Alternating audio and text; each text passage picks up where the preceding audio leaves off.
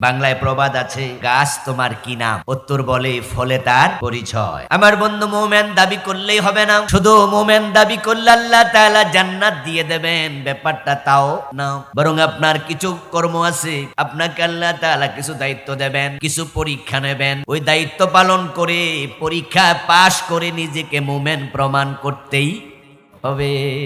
আল্লাহ বলছেন, হাসিবান নাস আন ইউতরাকু আন ইয়াকুলু আমান্না ওয়া হুম লা ইফতানুন। মানুষ কি মনে করলো ঈমান এনেছি বললে ছেড়ে দেব, জান্নাত দেব? তাদেরকে কি পরীক্ষা করা হবে না? আল্লাহ তাআলা পরীক্ষা করবেন। আল্লাহ দায়িত্ব দিয়েছেন, দেখবেন আল্লাহর দায়িত্ব কে পালন করলো, কে পালন করলো না। এটার উপর নির্ভর করে প্রমাণিত হবেন আপনি মুমিন নাকি আপনি মুমিন না। 5 ওয়াক্ত নামাজের 1 ওয়াক্ত পড়ে না, জুমাটা পর্যন্ত পড়ে না, এমন আব্দুল্লাহ আব্দুর রহমান নামে লোক আছে না নাই? এটা নামের মুমিন না কামের? বেনামাজি কি কামের মোমেন না নামের মোমেন? নাম হলো আব্দুল্লাহ, নামাজি পড়ে না। নাম আল্লাহর বান্দা, কিন্তু বান্দিগি নাই, আল্লাহর গোলামি নাই। বাদশা মিয়া ভিক্ষা করে, নাম কি? অথচ ঘরে চাল নাই। পাতিলের তলার মতো কালো, নাম রাখছে সুন্দর আলী। এমন আছে না? কালামিয়া, নাম হলো ধলা সুন্দর আলী। রাজশাহীতে রাজা নাই, বুড়ি গঙ্গায় বুড়ি নাই, ঢাকার কলা বাগানেও কলা গাছ। কত মানুষ নিজেকে মোমেন মনে করে, অথচ তার জীবনে মোমেনের কোনো গুণাবলী নাই। আমরা এমন মোমেন হতে চাই না। কোরআনে হাদিসে মোমেনের কিছু গুণ বলা আছে, ওই গুণগুলো আমরা জানবো এবং নিজের মাঝে সেগুলো আনবো, অর্জন করব। আর যারা মোমেনের গুণাবলী অর্জন করবে তারা কালেমা নিয়ে মরবে, মরার সাথে সাথে জান্নাত পেয়ে যাবে। কাদ আফলাহাল মুমিনুন বিষয়বস্তুর আলোকে আমি আপনাদের সম্মুখে পবিত্র কোরআন মাজিদ থেকে সূরাতুল মুমিনুনের প্রথম 5টি আয়াতে কারিমা তিলাওয়াত করেছি। সূরার নাম হলো মুমিনুন, বহু বচনের শব্দ, মুমিনগণ। আল্লাহ তাআলা এই নামে সূরা নাজিল করে একবার আয়াতের শুরুতেই মুমিনদেরকে সুসংবাদ দিয়ে এবার সূরার আলোচনা আল্লাহ শুরু করেছেন।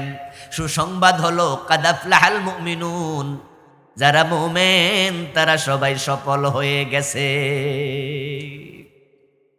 আফলাহা ইউফলিহু, আফলাহা হলো অতীতকালের শব্দ, আরবিতে বলে ফেইলে মাদি। ইউফলিহু ভবিষ্যৎকালের শব্দ, আরবিতে বলে ফেইলে মুদারি।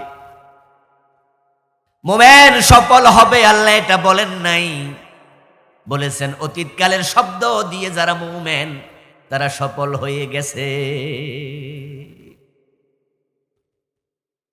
অর্থাৎ মুমিনের সফলতা কেউ ঠেকাতে পারবে না, মুমিনের সফলতা নিশ্চিত।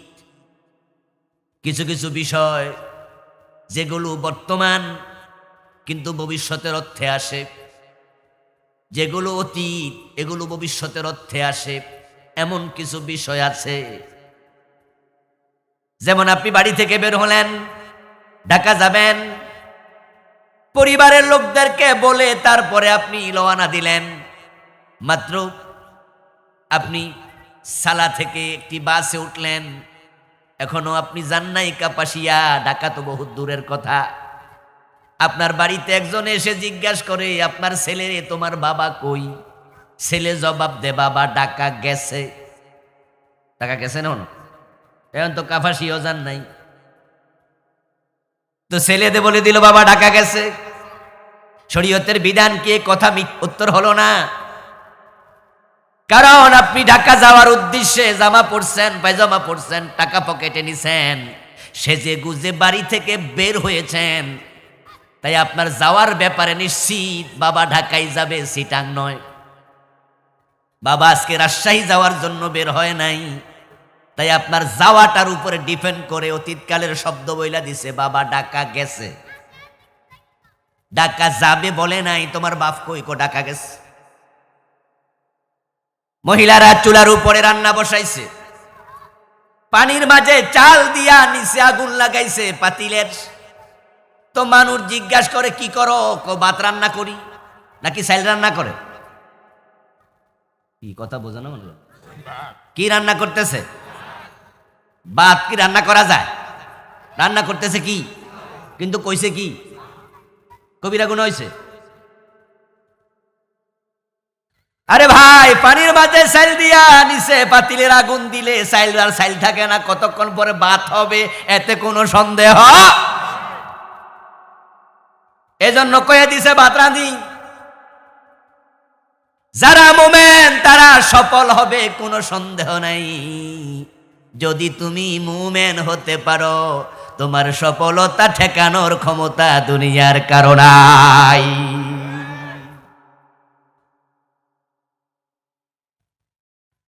মুমিনের সফলতার নাম হলো জান্নাত। সফলতা বলতে আবার টাকা পয়সা বাড়ি গাড়ি এগুলো বুঝবেন না, কারণ হযরত বেলাল মুমিন, কিন্তু ওনার বাড়িটা ছিল না, থাকার ঘর ছিল না। আবু হুরায়রা, বেলাল, এই গরিব মানুষগুলো মসজিদে নববীর বারান্দায় ঘুমাতেন। নবীজির 70 জনের মতো সাহাবী, তাদের থাকার ঘরটা পর্যন্ত ছিল না। যে জায়গায় তারা ঘুমাতেন থাকতেন সেটার নাম সুপ্পা, আর ওই মানুষগুলাকে বলা হতো আহলে সুপ্পা, নবীজির মসজিদের বারান্দার সদস্য। চাল নাই, সুলা নাই, খাবার কিচ্ছু নাই। মাঝে মাঝে মানুষ তাদেরকে হাদিয়া পাঠাতেন। সহিহ বুখারীতে পাওয়া যায়, যাদের ধনী ছিল, যারা ওই ধনী সাহাবাদের খেজুরের গাছ ছিল কারো কারো, খেজুর বাগান থেকে খেজুর পাকলে কাশি দিয়া দা দিয়া কেটে একটা খেজুরের ছড়া কান্দে নিয়ে মসজিদে নববীর বারান্দার তিনি খুঁটির সাথে ঝুলাইয়া রাখতেন। আর 70 জন সাহাবী তারা একটা দুইটা খেজুর বাগে পাইতো, সারাদিন কেউ মাত্র একটা খেজুর খেয়ে কাটাইয়া দিত।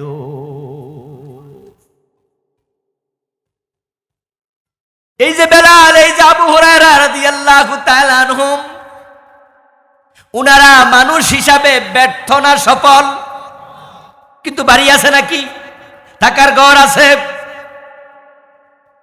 বেলাল হাফসি রাদিয়াল্লাহু তাআলা আনহু তো ছিলেন দাস, বংশানুক্রমিক দাস। উনার বাবাও ছিলেন গোলাম, উনি গোলামের ছেলেই গোলাম। কিন্তু বলুন তো, গোলাম এই দাস বেলাল কেমনে সফল হলো? উনি তো দাস, ঘর বাড়িও তো নাই, টাকা পয়সা নাই। উত্তর হলো, বেলাল জান্নাত পেয়ে গেছে দুনিয়া থাকতে। আর মুমিনের সফলতার নাম হলো আল্লাহর জান্নাত।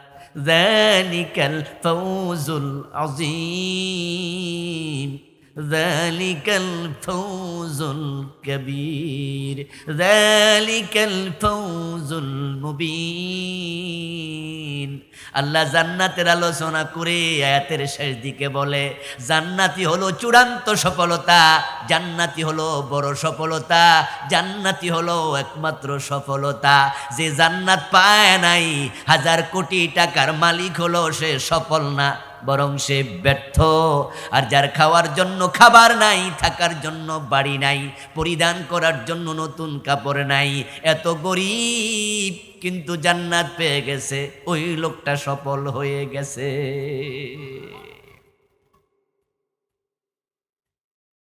যদি আপনি মুমিন হন, আপনি সফল, আপনি জান্নাতি। আর মুমিন না হলে আপনি ব্যর্থ, আপনি জাহান্নামী।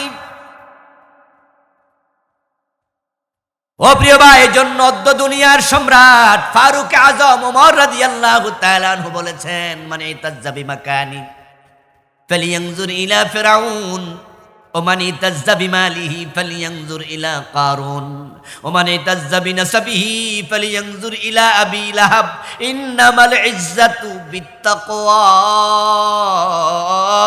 قال تعالى وتلك الجنة التي نورث من عبادنا من كان تقيا আওয়াজ দিয়া পড়েন সবাই সুবহানাল্লাহ। হযরত ওমর রাদিয়াল্লাহু তাআলা আনহু অদ্য পৃথিবীর প্রেসিডেন্ট ছিলেন। কত বড় ক্ষমতা হযরত ওমরের ছিল। ওই ওমর বলে, তোমরা যারা এমপি হইয়া, মন্ত্রী হইয়া, চেয়ারম্যান হইয়া, মেম্বার হইয়া ক্ষমতা পাইয়া মনে করো সফল, আমি ওমর বলি ক্ষমতার নাম সফলতা না। যদি ক্ষমতা থাকলে সফল হতো তাহলে ফেরাউনের দিকে তাকাও। মিশরের প্রেসিডেন্ট ছিল, কিন্তু ফেরাউন সফল না, ব্যর্থ।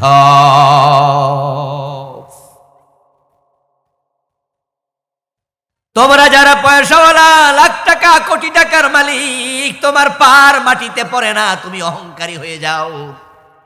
মনে মনে ভাবো আমি সফল হয়ে গেছি, আমার পোলা মাসে 5 লাখ টাকা বেতন পায়, আমি 10 লাখ টাকা মাসে ইনকাম করি।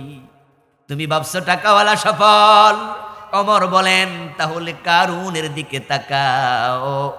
কারুন তো কোটি কোটি টাকার মালিক ছিল। আওয়াজ দিয়ে বলুন তো, কারুন সফল না ব্যর্থ? হযরত বেলাল সফল, টাকা নাই, পয়সা নাই, বাড়ি নাই, ক্ষমতাও নাই, দাস, মসজিদে নববীর বারান্দার সদস্য। কিন্তু প্রিয় নবী সাল্লাল্লাহু আলাইহি ওয়াসাল্লাম মেরাজ থেকে ফিরে এসে বলেন, বেলাল, আমি মেরাজের রাতে জান্নাতে ঢুকেছি, জান্নাতে আমার আগে আগে তোমার পায়ের শব্দ শুনেছি। এখন আমরা যদি সফল হতে চাই, নিজের নামটা জান্নাতীদের তালিকায় ঢুকানো দরকার আছে না নাই? এখন কে মুমিন, কে মুমিন নয়, কোন কোন গুণ থাকলে আপনি মুমিন হবেন, ওই গুণাবলীগুলো আপনাকে জানতেই হবে। ইসলামে এলেম শিখা 1 নাম্বার কাজ, আমল হলো 2 নাম্বার কাজ। এলেম আগে না আমল আগে? এলেম 1 নাম্বার, আমল হলো দ্বিতীয়। কোরআনে যত আয়াত আল্লাহ নাজিল করেন, প্রথম আয়াত ছিল ইকরা বিসমি রাব্বিকাল্লাযী খালাক। পড়ো পড়ো তোমার রবের নামে, পড়ো, শিখো, আগে শিখো। আল ইলমু ক্বাবলা আল আমাল, আমলের আগে ইলম শিখো। এখন আমরা যে মুমিন পরিচয় দিই, কোন কোন গুণ থাকলে মুমিন, এটার ইলম দরকার আছে না নাই? তালাবুল ইলমি ফারিদা আলা কুল্লি মুসলিম। মুমিনের গুণ কি কি শিখা ফরজ, নয় মুমিন থাকতে পারবেন না। তাহলে আমাকে মুমিনের গুণাবলী বলতে সাবজেক্ট দেয়া হয়েছে, সাবজেক্টটা গুরুত্বপূর্ণ কিনা জানা সবার দরকার আছে, জানিতেই হবে, জানিতেই হবে। নবীজি সাল্লাল্লাহু আলাইহি ওয়াসাল্লাম সাহাবায়ে কেরামের সামনে বসে আছেন। এর মাঝে হঠাৎ করে তিনি চুপ হয়ে গেলেন, কথাবার্তা বন্ধ করে দিলেন। উপস্থিত সাহাবারা নবীজি সাল্লাল্লাহু আলাইহি ওয়াসাল্লামের হালাত পরিবর্তন হতে দেখে তারা বুঝে ফেললেন নবীজির উপর ওহী নাজিল হচ্ছে। নবীজির উপর যখন ওহী নাজিল হতো, নবীজির অবস্থার পরিবর্তন হয়ে যেত, তিনি চুপ করে যেতেন।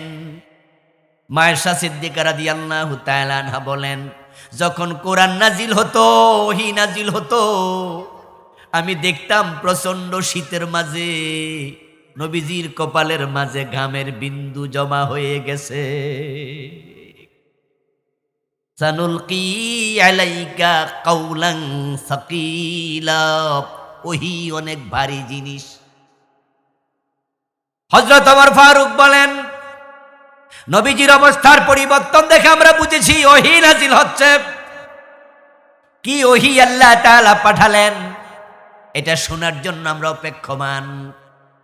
কিছুক্ষণ চলে গেল, নবীজি সাল্লাল্লাহু আলাইহি সাল্লাম আবার ইজি হয়ে গেলেন, স্বাভাবিক হয়ে গেলেন। আমরা বুঝেছি ওহী নাজিল শেষ। এবার রাসূল সাল্লাল্লাহু আলাইহি সাল্লাম কিবলামুখী হয়ে বসলেন।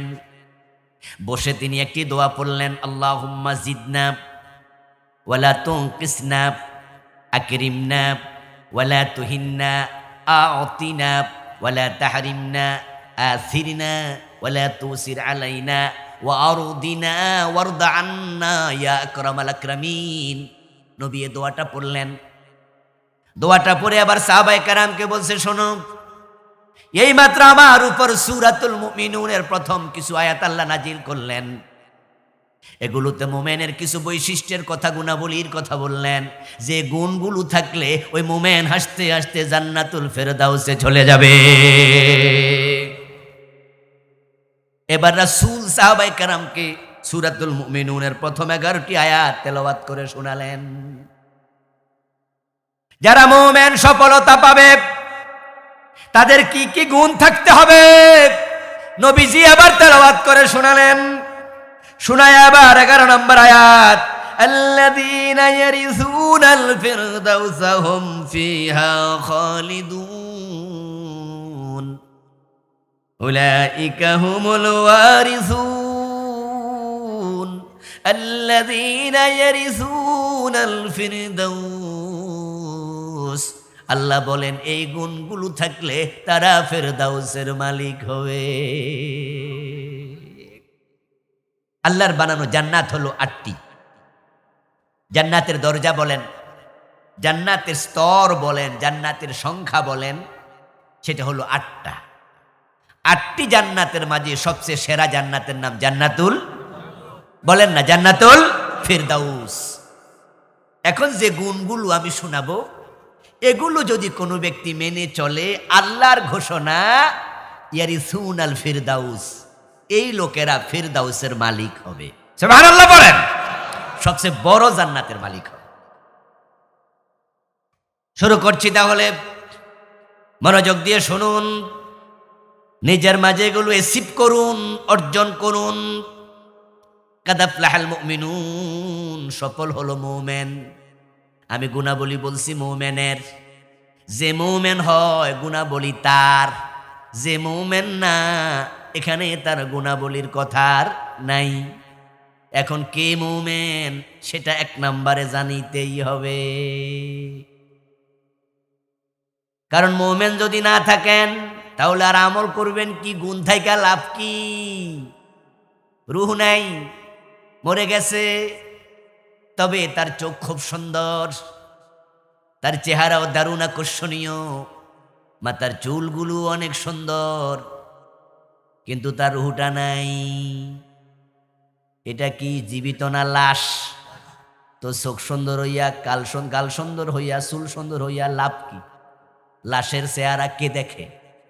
লাশকে কাছে কে রাখে? যদি রূহ না থাকে তোমার গুণাবলীর কোনো দাম আর নাই।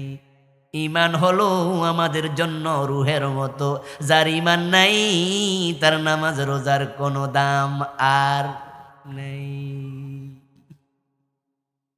আরে মোমেনের গুণ, মোমেন নামাজি হয়, মোমেন যাকাত দেয়, মোমেন আমানতদার হয়, মোমেন ওয়াদা লঙ্ঘন করে না, মোমেন চরিত্রের হেফাজত করে, মোমেন অপ্রয়োজনীয় কথা বলে না, মোমেন কোরআন পড়লে ঈমান বেড়ে যায়, মোমেন অহংকারী হয় না, মোমেন সুদ খায় না, মোমেন ঘুষ খায় না।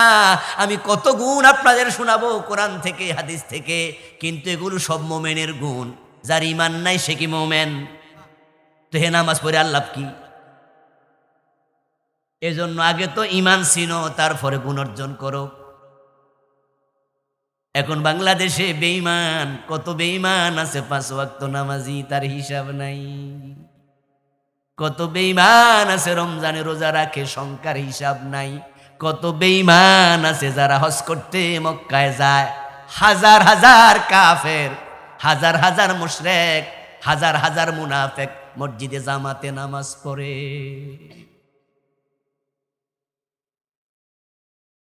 কত কাফের, কত মুশরিক আজকের মাহফিল আমার সামনে বসে আছে, এ টুপি মাথায় দিয়া।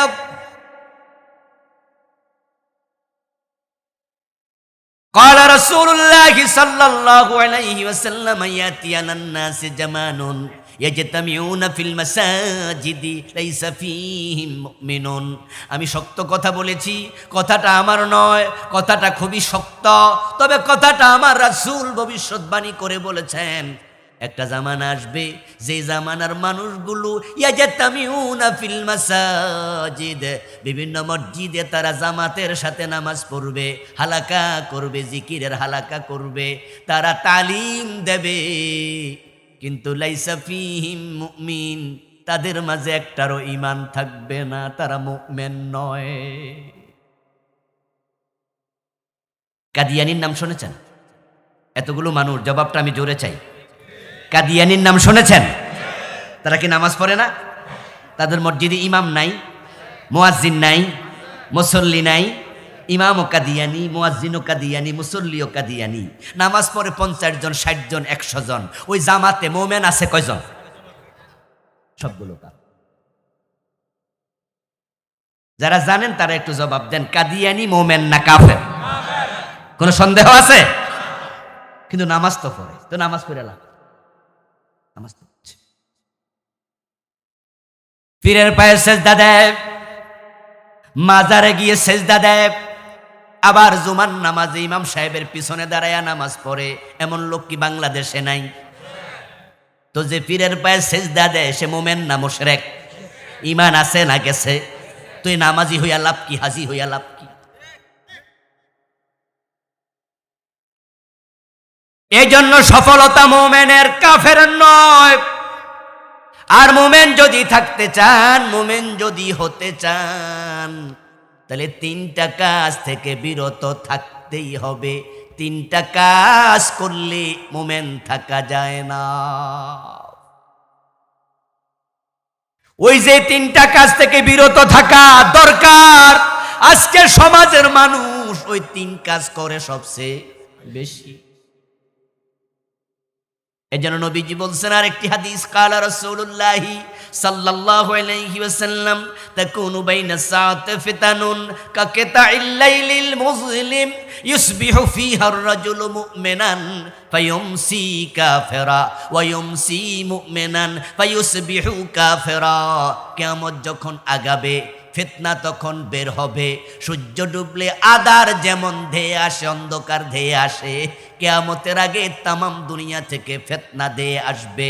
ওই ফিতনার যুগে মানুষ সকাল বেলায় মুমিন থাকবে, সন্ধ্যা বেলায় কাফের হয়ে যাবে।